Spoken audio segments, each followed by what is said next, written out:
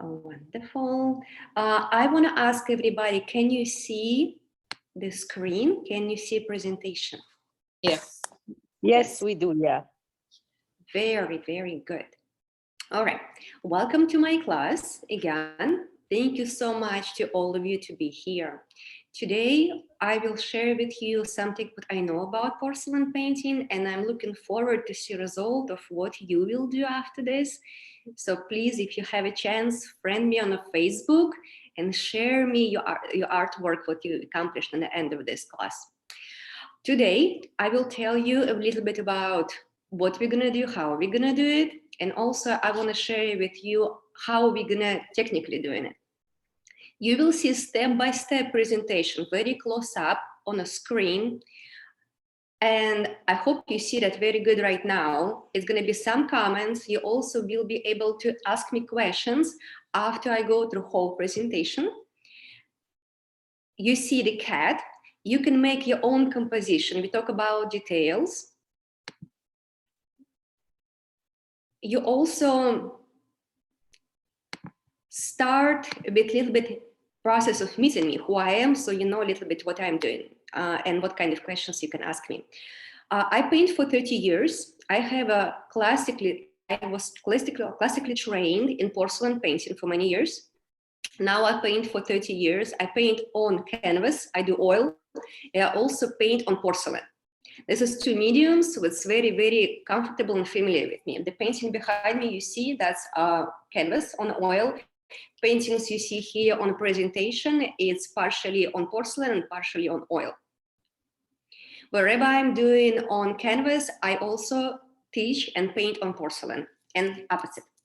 My technique and what I'm doing, I was very, comfortable for a very long time with closed medium. So that's mean I was painting on like European traditional school. It was closed medium. I was using fat and turpentine, but because I'm teaching right now here in the States, in America, I recognize that it's much more convenient to use open medium. It's make it faster for everybody and easier to fix. And I find it very, very convenient and comfortable for everybody. My subject, what I paint, is precisely animals, wild animals. I study them for years. I sketch them. I work with that study of anatomy of the animals for many, many years. And I would say as artists, if you like animals and you want to express how they are, it's always good put your effort to sketch and study part of the animals, so like eyes, nose, ears, and separate parts of animals. This way you get much more comfortable when you actually start the painting itself, because sometimes when you choose the photography or you choose the reference image for your future artwork, sometimes you do not see very good details, right? And it's challenging, like, what is that? What should I put? This color, that color? So I usually recommend, before you do any kind of animals, let's say you like cats, study your cats, sketch some animals, just that cat nose, that cat ear, mouth, from different angles. And the more you're doing it, the better your artwork will be. I'm very conservative about it, and I believe in exercise and a visual memory. When we practice and draw something for many years, and it's kind of like our brain remember that, and it's much easier to do it no matter what, on porcelain or on something different. I exhibit in many different galleries internationally and in America as well. And in here you can see students of mine. They paint here on porcelain, they paint here on a canvas, they paint different kind of subjects. Some of them paint flowers, who want to like realistic flowers, to learn how to do that. That's something also what I do. I teach different mediums, and on porcelain, I prefer traditionally skill breakdown image to, let's say, first you sketch your idea, first you came up with the image. That's how they taught us. First you think about colors. First you make a fire and you test your first colors, what you want to do, make 100 decisions and change it on a paper, and only after that you trace it on a porcelain. In the modern days, it doesn't too much like that. A lot of people don't do that anymore. They just start to do right away, just image on a porcelain. My idea and my education telling me that it's best way to do first, create image in your head, sketch it, think about it, where you want to add some details, what angles, what colors, you fire the colors at first, and the guarantee give you successful end result. So this is what happened in my class. I don't have too much pictures of my students on porcelain painting because it was all over the world and I have to get permission from everybody. This was hard to do. So I decided, okay, I can ask only these people who you can see pictures of. So this is something what was accomplished. This is convention, porcelain convention in Miami. And I teach students who want to become professional artists. I help students to become develop collection of artwork and exhibit in different galleries. I also help as coach of art to develop your own art style of artwork. So you will be having your own signature and you will be recognized as artist who you are, and your artwork will speak for consistency of your signature and your sense of style. That's my point of view, and I believe the style is very important for artists. We can play different kind of subject. We can do portraits of flowers, landscapes, animals, but if you're persistent in your style of your painting, that's make you very, very strong artist and make you more stand out on the market between other artists. That's my point of view. And a lot of galleries actually accept that and share this type of view. So I say something about myself. Now we officially start the class. Again, welcome to my class. From all over the world. I'm so happy to know you are from everywhere.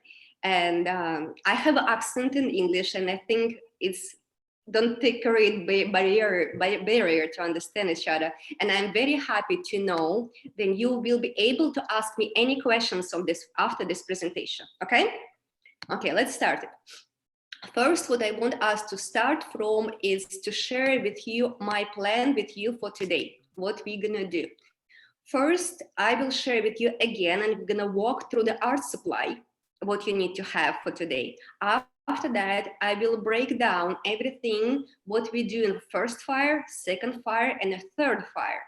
And of course, right now, you possibly will be painting something, but you cannot paint all fires, right? So you will try something right now, then you always can come back to this presentation. And when you start to do second fire, you just start from second fire moment in the presentation and continue doing the next step. Sounds good?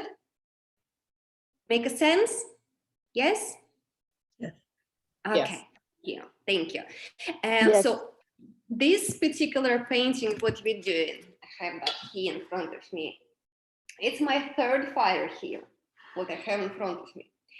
And I add for our presentation, fourth step, it's fourth fire. I did this painting in fourth fire. And I recognize that more fire sometimes is better because you can apply more details. I'm working in a realistic and photorealistic style.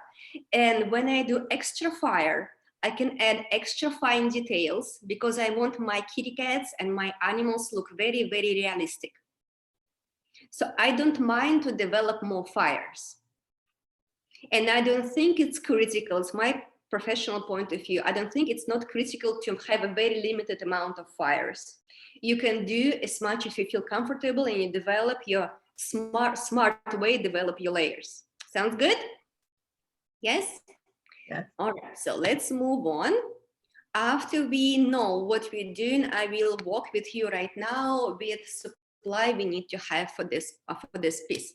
I know you have a supply list, but just in case, we're gonna do it one more time really quickly. You will need to have a liner brush. Everybody know what is that? It's a tiny, tiny, tiny brush, right? And liner brush can be very, very long, this long sometimes, and can be short. I will bring it right here on the front of the camera, like this. This is my liner brush. That's what I'm using. Sometimes, and it's coral. I don't like synthetic brush. If I use synthetic brush, sometimes what I do, I use a scissors and I cut it from all sides to make it, I call it 3-hair brush.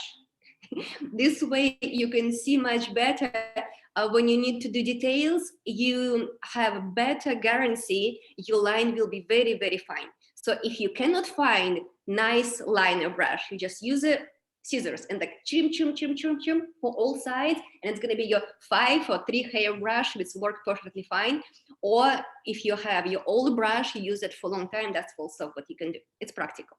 Another thing, detail brush. Detail brush is usually sizes from 0 to 2. This is what, okay, I'll show it like this. Number 2, 0, 0, 1, 0, 2. It's slightly bigger than liner brush. The difference is it's, I will bring the bigger size of it so you understand the main shape. So it's this type of shape. So 0, 1, 0, 2, 0, 3, fine, depends of what kind of size of the work you're doing. Of course, if you're doing something bigger, I have here pretty big, you see, this pretty big piece, but if I need to do a pendant or something small, I have a pendant for the chest, I have a little small piece here, this is first fire, then I need to have smaller brushes, right? So the specifics of my class is about tiny details.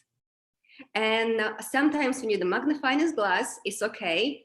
And sometimes you need to just extend and make your painting bigger to deliver something what you see on my paintings. Another thing what we need to have is square brush. I think everybody familiar with that. Square brush, traditional American cut is this, right? I will show you what we're doing with that. After this, we will be magically using and overusing in a good way our sponge. I prefer very good quality sponge. For makeup also will work. Very, very soft, and you can transform it and shape it differently. And that's very traditional way to do that. When you use the sponge, you wrap it around the pencil and you use a wire to attach it and connect it around it, so you will have a sponge on a brush, something like that. It's very convenient, right? You probably know this trick. About colors, this is the thing. I believe the colors make the painting or can break the painting. Colors is very important. I prefer harmony in the colors, and I teach in separate classes about what is harmony of your painting.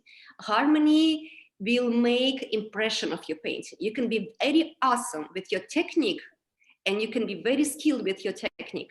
But if you choose wrong colors, your painting will fall apart, or don't give very soothing, comfortable impression. So, of course, you're all familiar with this, right? You run a test of your paint.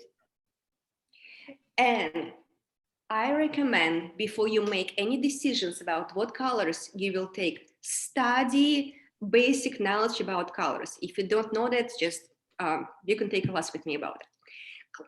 Colors, it's very, as you know, changing depends of how many layers you lay down, and before fire is one color, after fire is different color, and that's not surprise.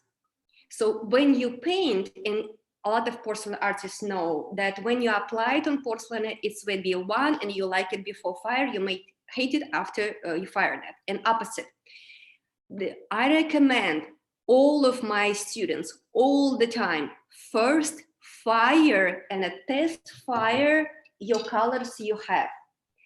You fired it thick and thin, you have a name of the color, and this way you have variety of those blues, variety of those greens. Then you can find better fit to your palette. When you will be choosing colors for my painting, when you're doing this painting in particular, please try to get that color, what you will find, as closer as you see it on a screen. Because what I have it on the screen, I try to do my best job to deliver this. Like if you're talking about blue, let's look on the blue eyes. I put the arrow over there. Let's look blue here. This blue is closer to the cobalt blue. And the cobalt blue, it's traditionally all kinds of brands make the same type of cobalt blue. So it's successful and it's safe. If you're talking about green, I will be choosing here some kind of, it's called sometimes antique green, sometimes it's called dark green, sometimes it's called gray green, sometimes it's called black green, and or even olive green. So many names of it. But idea of this green, and I have a lot of experience with that. We play different green with this painting, and it's only this shading of just this darker green with black work for this painting. Other bright green, no, not so good. If you do not have that green, please use your classic green you have, mix it with black, fire that at first, check the color. Let's see if it's going to be as much as what you see on the screen, and that will go. Now, the ochre color. Ochre, we're talking about kind of like, it's called bamboo color also, apricot color. It's called light brown color. So it's kind of color of the mixing with brown with yellow. I will share that with you now. Here, I put finger here. You see this one? So this is the color, what I call ochre. This one, where my fingers is, this one. Brown. When we're talking about brown, I will ask you to get your darkest brown, or it's called finishing brown, it's called hair brown, it's called darker black brown. I would say in my case, something like this. I point to you here. So it's kind of happy medium between black and brown. It's not red brown. This is red brown. We need something between those two. Deep value, dark enough, but do not need any brown, too much red. Not good idea. No red in a brown. Very, very calm down, beautiful, solid, deep brown color. Yellow color, mixing yellow, it's fine and also optional, because I was teaching the subject for a while, and I could say that yellow sometimes depends how you paint. You can add it to make a painting brighter, or you can paint even without yellow. Yellow bring highlights, make the light fur brighter. I will show a way we can apply it. Another color, dark black. Dark black, I will recommend you the darkest black you have. Please test your blacks, find out what you have, and darkest is better. Another color we need is white matte paint. White matte paint is something what you can find anywhere. I think it's simple. Make a test fire on that, because it depends of chemicals. Sometimes it can be more matte or less. In this case, for that particular painting, more matte, it's better. Okay. Also, for the first fire, we will need a paste for gold. I think everybody familiar with that. And the gold itself. What kind of gold, my dear friends, is your preference. It's what you like. We play with different kind of gold, and they all working. I will go there. Okay. So this is the basic. We ready for next step? Yes, we good? Everything is good? Okay, moving on. After you have all this basic and all your supply, I will walk you really quick for the steps by steps of what we're doing on the fires. With this particular cat, I call him cat, baby leopard. He's still cat, right? You have a cats of different kinds. So when we're doing, when you see the images in front of you right now, I will look from the left to the right. So left side, you can see our image when it's traced and only spots was painted. So first fire will be monochromatic. I mean black and white, no colors involved. The blue eyes, it's you can just scratch it off from there. First fire, it's just fur and just spots. Second fire, we start developing the colors. On a second fire, we start to working on the values, and we work from the middle to the sides, which is convenient for the process of painting. We use more colors, and what colors I will share with you. And you can see on the second fire, he will start to develop a little bit more of the shape, and he become a little bit more pronounced and well seen. Looking to the left, to the right side on this one. Here we have a third fire. Here we see very, very good already. More fur. You can see brown fur. You see here this yellowish color, that ochre color. You see black. You see the eyes a little bit more already complicated and deep. And on third fire, we start to develop in details. And the fourth fire here, that's why image would have with gold. We're doing the gold and extra details. That's the basic step. So if you want to break it to the days of the work, you just give yourself 4 days and these 4 fires. And now we will walk through details of which fire represent. Okay. Tell me if you see it.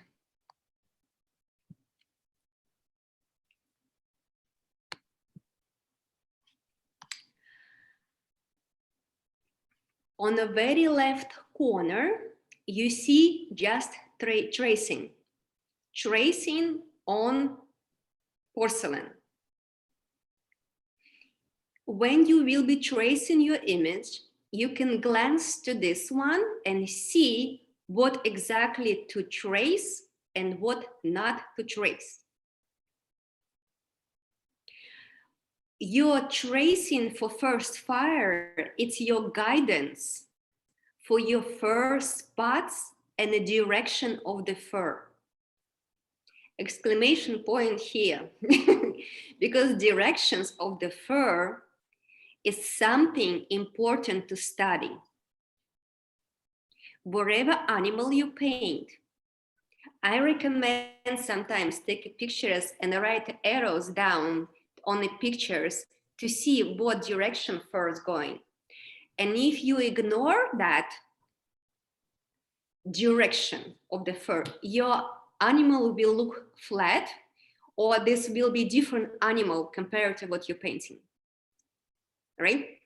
So when you trace in the image right now, in the before first fire, you trace size of the marking spots and direction of the fur. Shape of the front paw like this up front, so you can see directions where the fur going. When you trace the eye, you just trace the pupil and circle of the iris and the line of the bottom lid. And on top, direction of the fur on the top lid. Because because he is very, very young, this kitten, his eyelashes down, light hits that. And if he will miss this hits point light and we miss that direction, he will have different eyes expressions. Pupil, position of the pupil, extremely important. I have an image on the very right side here. Make sure when you find the pupil, bottom line from bottom of the pupil to here, to the end of the iris, will be exactly the same on the left eye and on the right eye. The position is very, very important. Or sometimes if you don't pay attention for like that, something like that, we have a cross-eye cat, or just one eye look down, one look up, and it's ruined impression. Impression, it's most important thing for furry painting or for any kind of animals. Impression, eyes will make the painting. So when we do first fire and you look here on, please look on a picture on the right corner, on the top right corner. I have here a cursor. You will see iris, pupil, line of the iris, bottom lid, corner. I always leave a highlight open. You see this? It's very important. Our highlight is porcelain. We don't want to ruin it. And here in the bottom, because the left eye is slightly in the shadows part, we have a thickness of the lid, one line here and another one here. And we also add a little bit of the fur.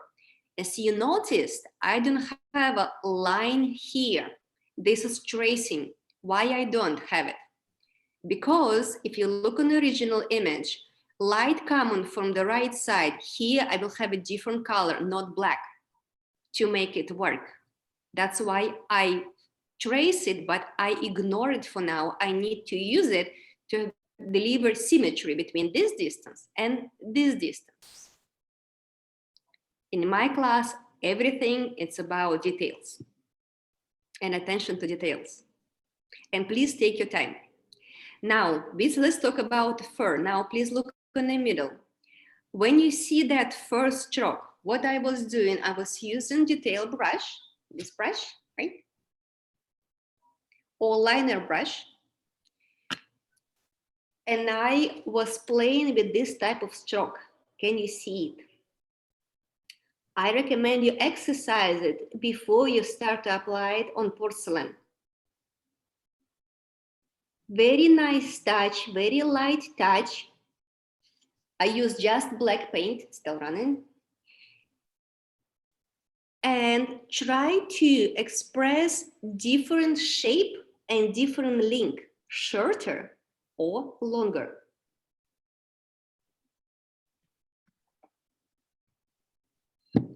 I will be honest with you. To teach class like that in 45 minutes, it's pretty dramatic challenge goal. But I understand one thing. What you see right now in this fur, it's something what you develop with time. That stroke, that tiny, tiny detail stroke and directions, it will give you some challenge. But please take your time and do it. Okay? So we discussed right now how we trace the image. We use only black paint. We use only detail brush. And when we've done everything in black, we fire that. Okay? I think it sounds pretty simple. I try to do my best job to break it down. It's complicated piece. Anything you have questions of, I can answer to you a little bit later. Right now, just get some idea. You can see the stroke is different size, different direction. Just deliver that. Going to the next one. Now we will talk about second fire. And we talk about how to paint eyes and how many colors we're using and what is important. I will ask you to look on the very left corner image. Here right now, we have fired black pupil and fired all the black paint you have here, it's fired. Now I start to apply blue. That's my cobalt blue I was talking about. What is important about the eyes of any animals? We have a highlight and we keep it white, right? We do not paint it. Our line under eyelashes always darker than our blue here. Always, no matter kind of animals you have, no matter who you paint, giraffe, wolf, cat, anybody, you always have under eyelashes darker, your colors will be darker. Your highlight will be between your pupil and the eyelashes line, strongest, and bigger highlight, better painting. Exclamation point. Remember that and write it down.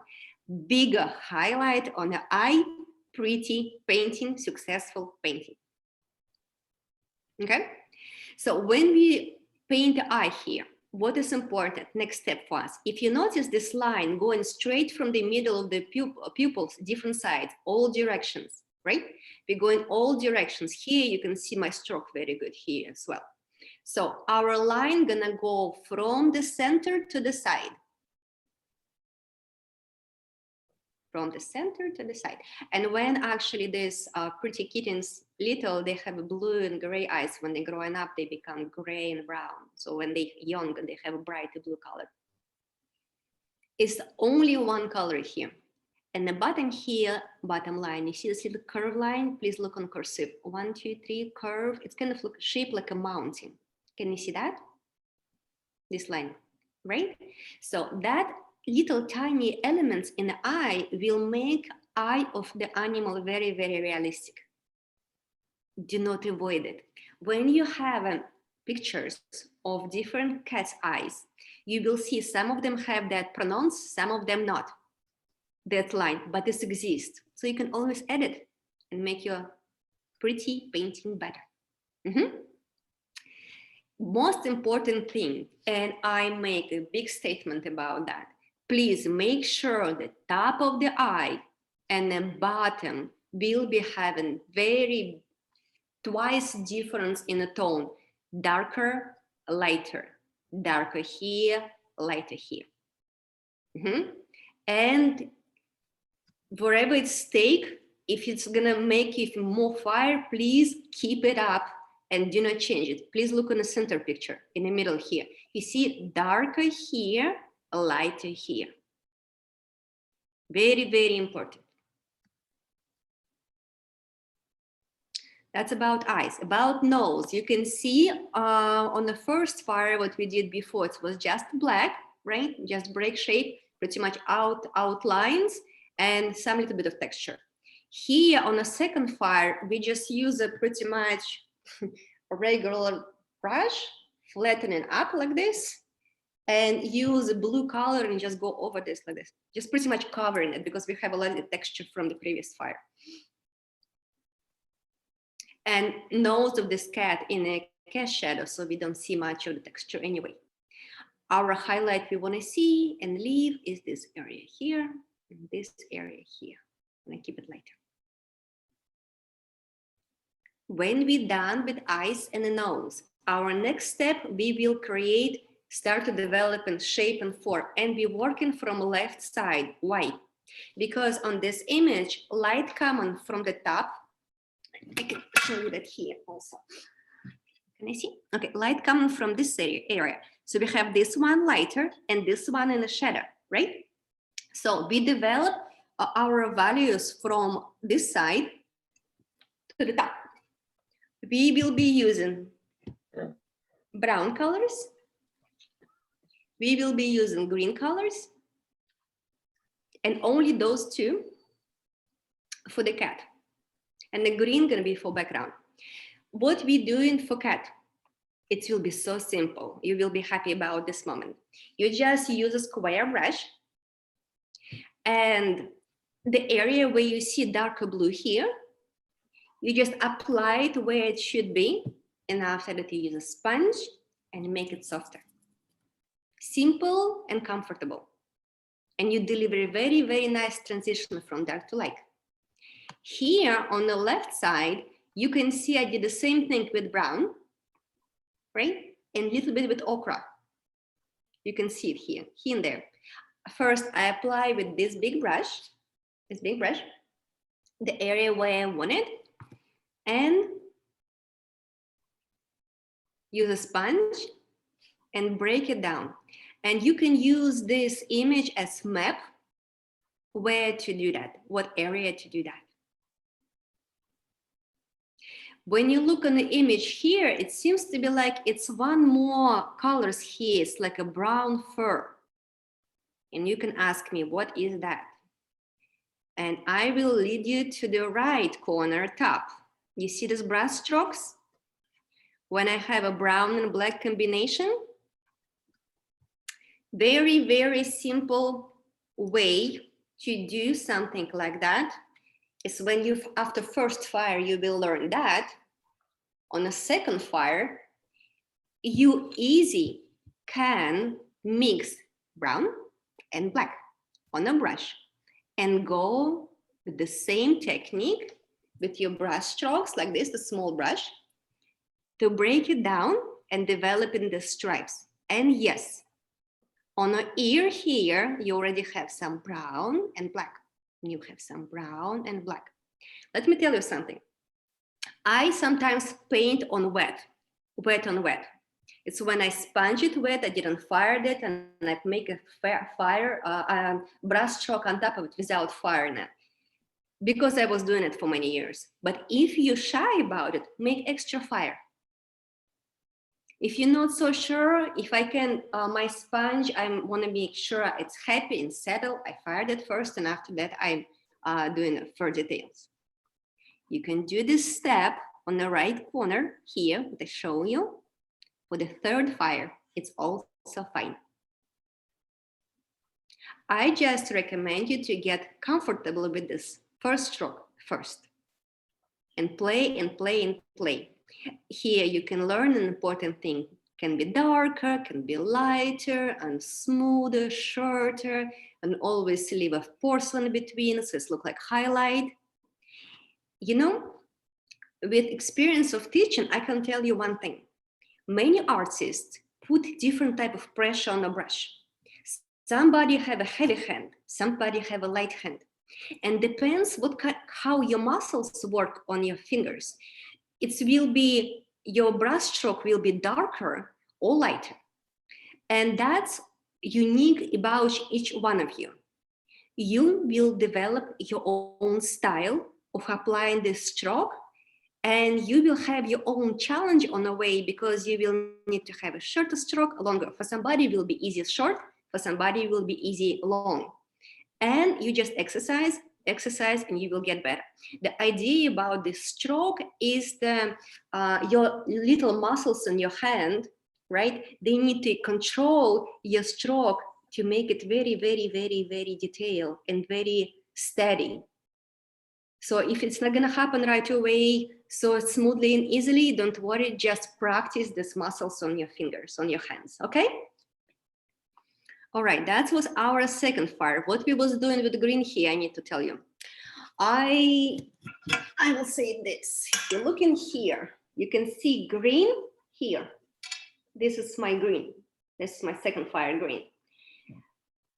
Around the head, it's a negative spacing. I didn't create a shape of the head by using a black paint. I used that green on a background to make shape and round shape of the head.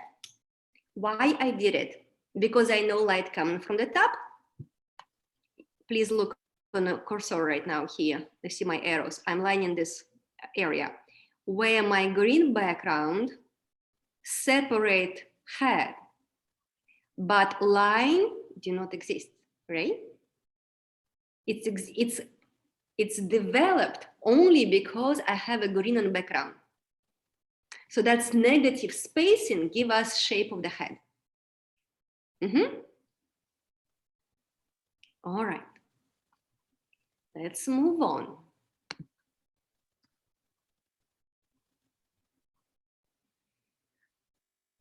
When we're talking about third fire, are we talking about deepened colors, right? We deep much more colors. We develop, depends what kind of green you have.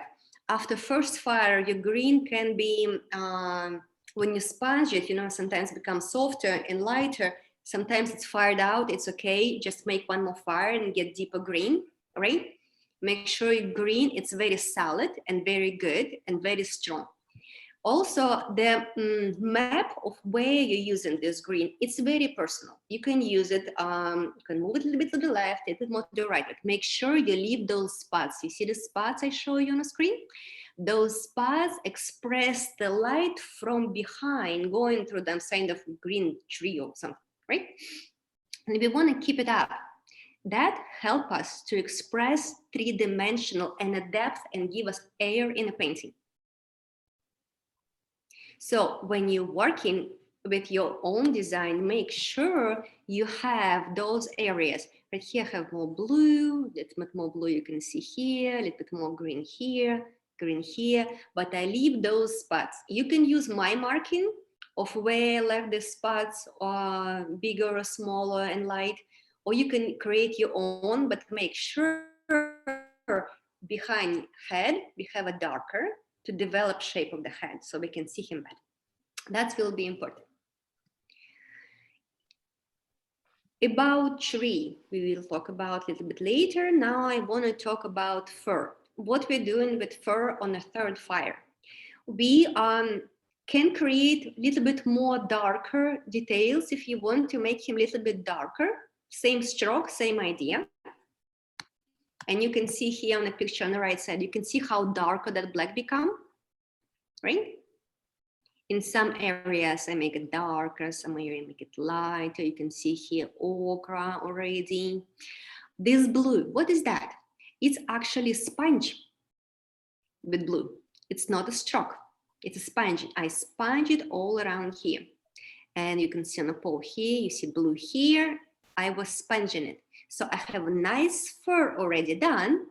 And now I just need to bring light or shadow, and I'm using it blue or yellow color or ochre color to develop three-dimensional shape.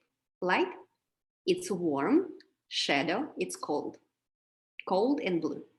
Wherever the blue is, here, it's in the shadow area. Right? Please notice about eyes. I didn't change anything here. I have a very strong highlights, seen very good, the top dark, bottom light. Nose, nothing different. I just sponge one more time with darker colors. I was mixing the blue with black together to make this nose like grayish value. So that was done in the end of last fire. Now, when we're talking about tree, let's look on a tree. Please look on a picture on the right side.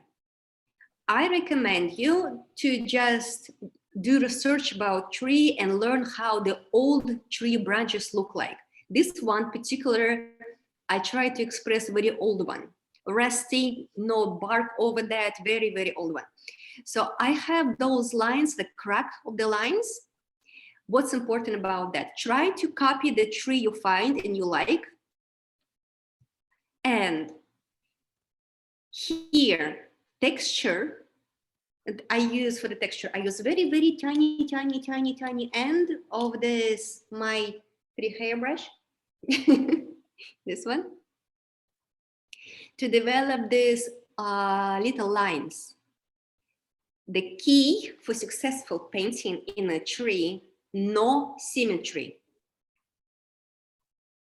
Every line is supposed to be different and a different angle, different thickness, and different value. Something brown, something more black, something more blue, something more, I don't know, I would say black and blue. So you mix something on your brush, put painting together, and that will give you harmony. And you can see here under the paw, he have a darker area. What happened here?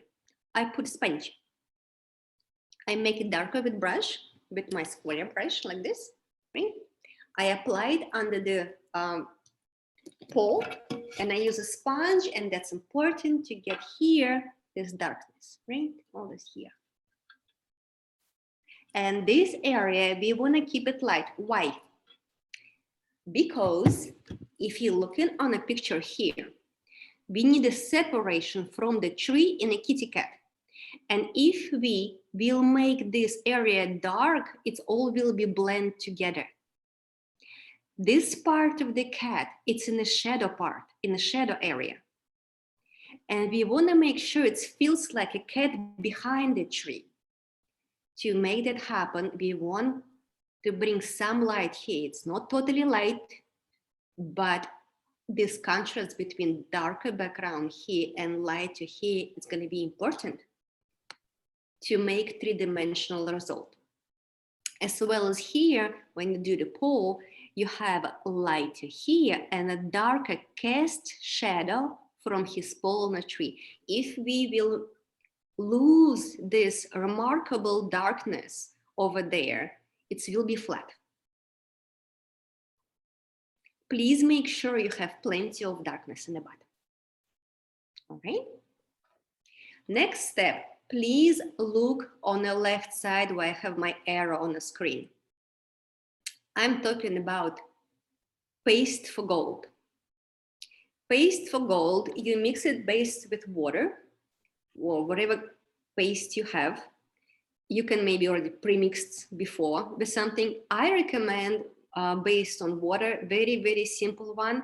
You apply it on the side. I use like, I would say 2 inches. My thickness here is 2 inches. And I have 2 different pastes. This paste you see on the image, it was matte.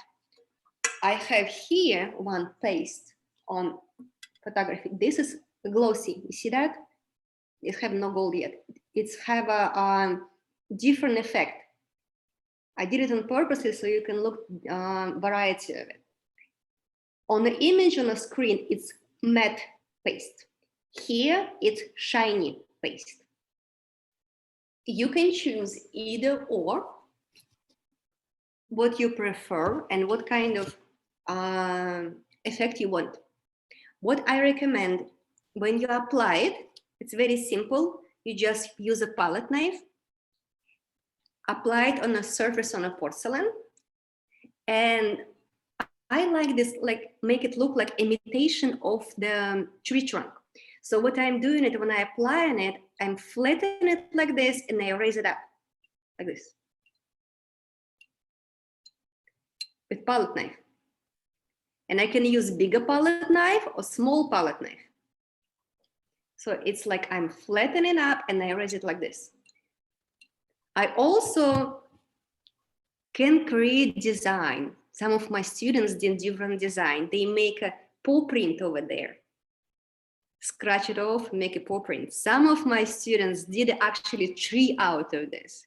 So it's your fantasy. You can make anything you want and it's look good. If you have a matte paint, matte paste, and you apply gold over that, then your tree texture will be partially glossy, shiny, and partially matte on a hot fire. If you have shiny paste, but you want to have a very, very matte effect, sometimes I use after fire matte paint and I just wash with brushes over that, fire it again, and I put a gloss again and I have the same effect. So it's also fine. You can use it and use it this way to get your matte effect if you want to. Or another way, if you are working with this palette knife, what you can do, I try to get texture so you can see that. You can use palette knife to scratch it down like this, line up like this, which give you nice tree trunk texture as well by creating these lines. So palette knife is your good friend. Depends what kind of you have. You have a round or corner end. Any of that will work and give you nice different look. And it will be look like a tree or like a modern effect of gold treatment on design. My time is ticking. Let's go move on. All right, now let's look at what we have here. Okay, that's going to be our fourth fire. Let's look what we're doing here. I will ask you to imagine that everything on third fire, it's already done. You already finished it and all basic work's done. Now our fourth fire will be details and pretty little cute things to add to make it work. What are we doing? We need to have white matte paint and gold. First, I will start from white matte paint. Please look on the image here on the very right corner.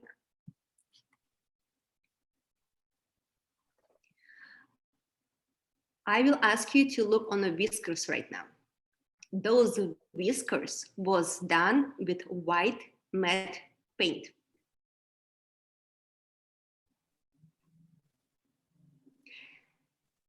It's make your life easy. And I will recommend you to use liner brush. I call it 3-hair brush, I told you.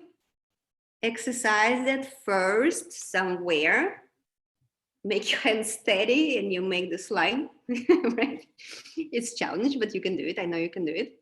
Now, if you, for whatever reason, forgot your highlights, then your matte paint save you. You can add on the nose here. You see this? On the nose a little bit, on top of the nose to express the wetness of the nose. If somehow, for whatever reason, your painting become too dark, you was doing the spots and it becomes so dark, so brown, so black, this white paint is your good friend because you can break that darkness. Please look where I'm showing to you. These white lines here, right here, and right here, and right here, it was done as highlight fur, and it's make him more fuzzy and furry, right? Also, if you want, you can add a little bit extra on eyelashes. You can make this long whiskers, what he has on the eyebrows, longer, on top of the already painted brown colors. And one more thing, please look here. We have this white brush stroke here. Can you see that? This, right? This is also white matte paint. And the fur, you will be so confident after 4 fires of doing this brush stroke, you will be like just a master of that. It's really much easier for you to deliver this white little details. So white matte paint, it's your saving. Because if you did somewhere over darkening somewhere, it can help you to bring the fuzziness of that pretty cat back. And if you look here on the left side, I'm holding this image. Its picture was done, it's in Charleston. I exhibited with Mary Martin Gallery. And this painting was represented there. And you see on the left side, gold already applied. And you can see partially it was shiny, partially it was matte. And that kind of final effect you have. You can see it here. And you know what I did? I actually, that line, make it not perfect straight. I make it a little bit like a bark to make it look more realistic. I think it's bringing a little bit extra interesting effect.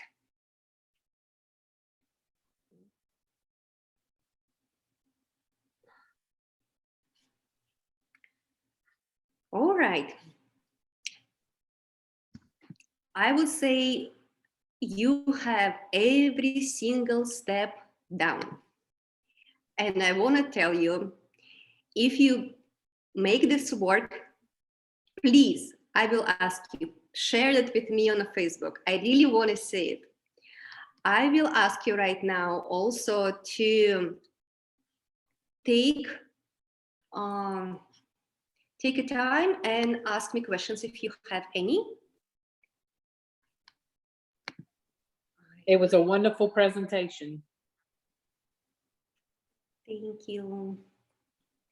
Okay. I have a question. Yes. On your firing, just because of temps, your first fire, what did you fire at first, second, and third? What temperature? Standard 16 cones. Oh, 16? Mm-hmm. Okay. Mm-hmm. Even in the gold, the fourth fire?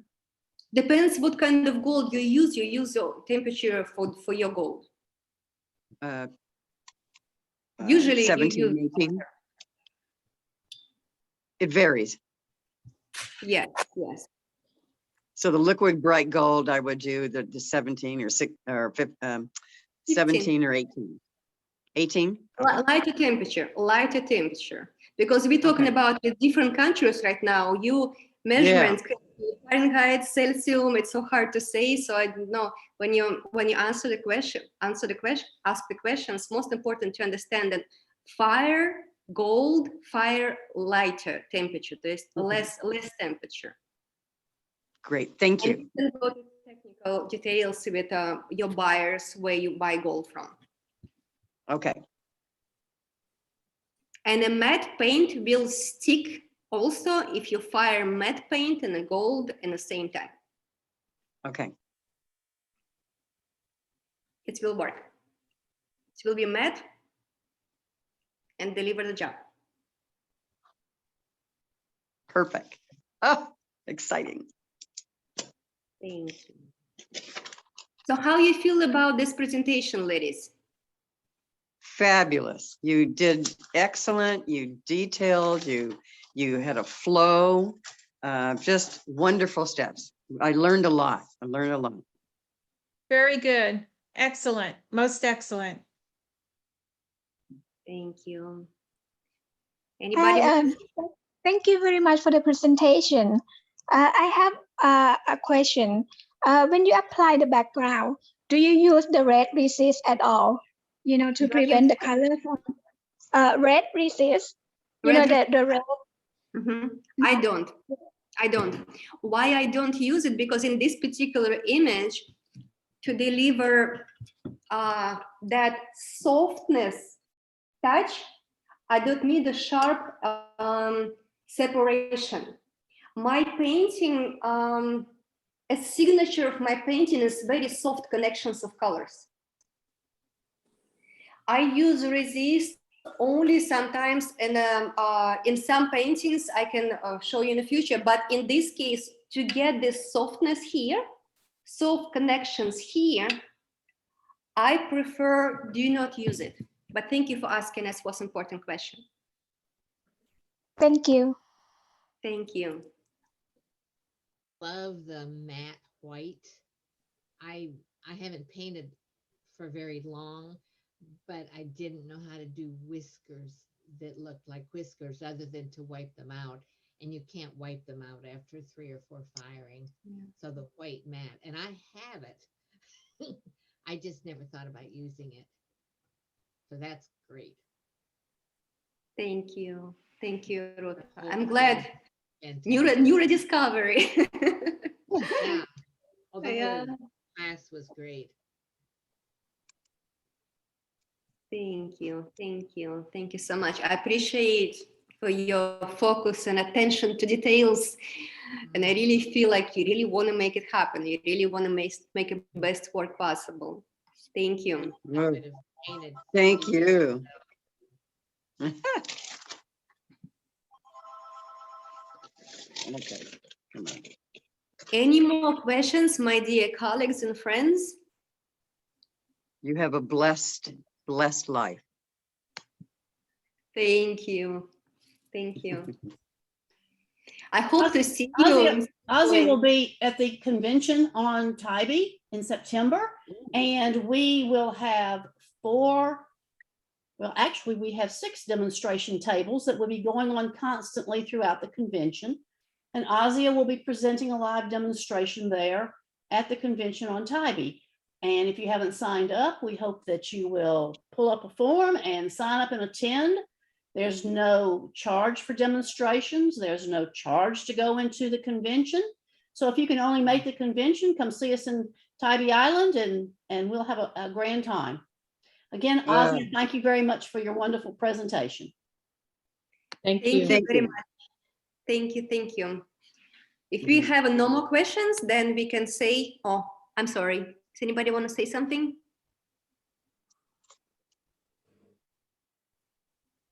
Okay, well, we'll stop the recording. Thank you, Asya.